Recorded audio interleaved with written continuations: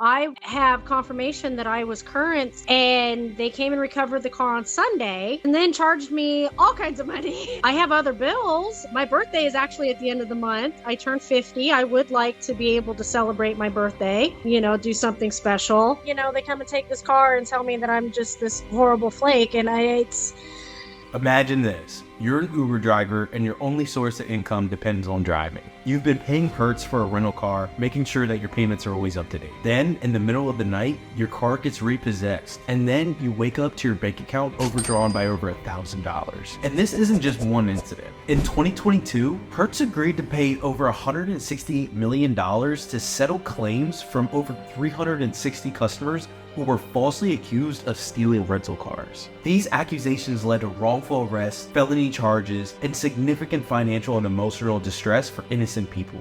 And this is exactly what happened to Jody Whitmarsh. Jody is an Uber driver from Northern Kentucky, and she's been renting a car through Hertz's Uber program since May. Despite having confirmation emails and bank statements proving she was current on her payments, Hertz repossessed her car on July 14th, leaving her stranded and without income. I'm Jody, and I live in Northern Kentucky, right next to Cincinnati.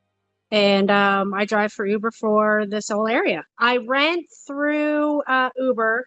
They have a program where you can do that if you don't have a qualifying vehicle to use their service. I've been renting through Hertz since the beginning of May, and said that I owed money for some week. I'm not sure what week. They just said the beginning of June, but I have bank statements otherwise, and they've continued to renew my rental since that time, and I have confirmation that I was current through July 16th of this year, just the other day, and they came and recovered the car on Sunday and then charged me all kinds of money.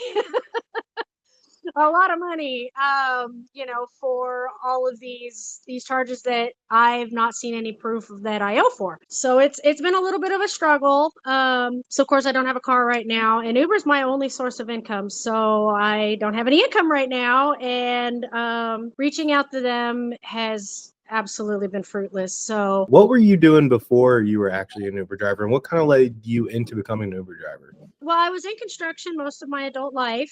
As you get up in age, you don't recover like you used to. And about a year and a half or so ago, I had torn my shoulder, the whole left side of my body. Went through all this therapy, and I had started actually driving for a hotel. We're driving their airport shuttle because I'm near the airport, and somebody suggested I should look into Uber, and I'd make a lot more money, could set my own hours because I was third shift.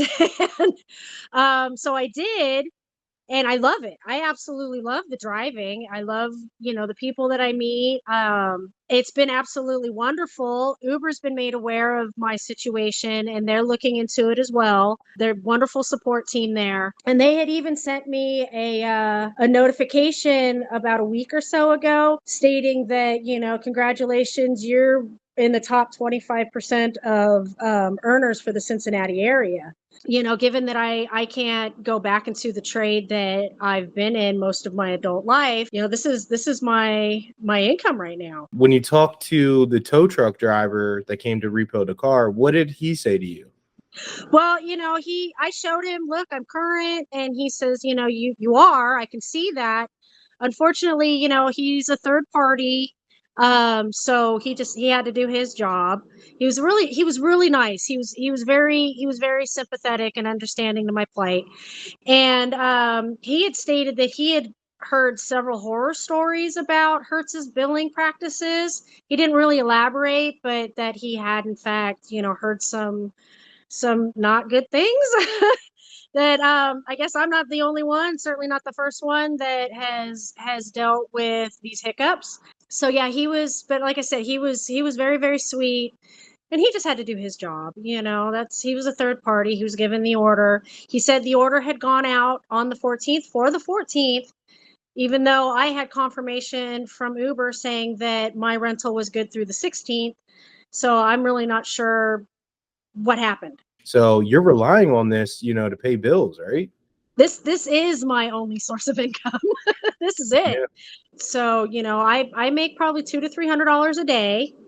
and I've not been able to work. This is day 4 now that I've not been able to work. I reached out to my rental manager for my home, and she's been very helpful, and working on helping me get assistance for at least just 1 month, because I'm hoping all this will resolve before it really goes crazy. I have other bills. My birthday is actually at the end of the month. I turned 50. I would like to be able to celebrate my birthday and do something special. One of my daughters is coming into town from the West Coast, and my other daughter that lives out here. I'd like to be able to celebrate that. I think it's only fair. I mean, Absolutely. yeah, it's and of course the stress and waking up to your bank account being overdrawn by hundreds and hundreds of dollars.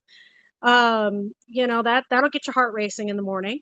So yeah, it's been stressful. It's been very stressful, and just having to navigate all of this. I'm a little stressed. And of course very irritated with it. Very disappointed in their support.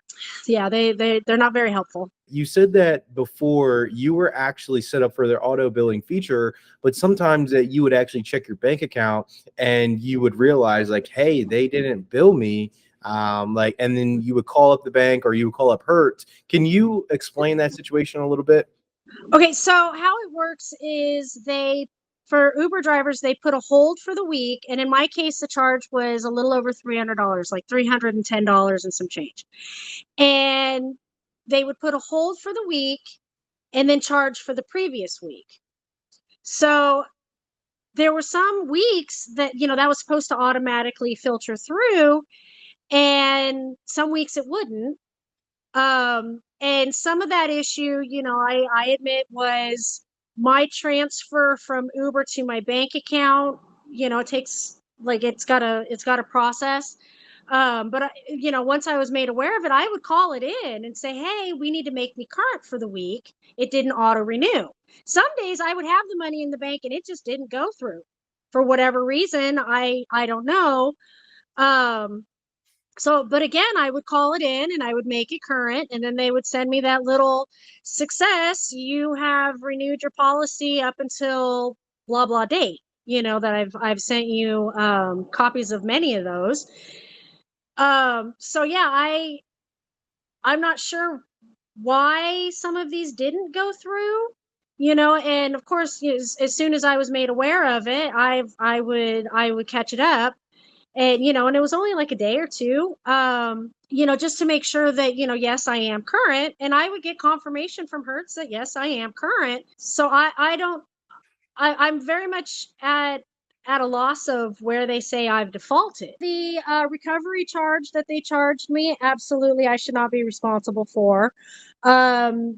They have overcharged me for possession of the vehicle. I was only in possession of the vehicle for 9 weeks and 5 days, and they've charged me for much more than 9 weeks and 5 days. So that absolutely needs to be returned. I'm losing wages. I think that they're responsible for that lost wage.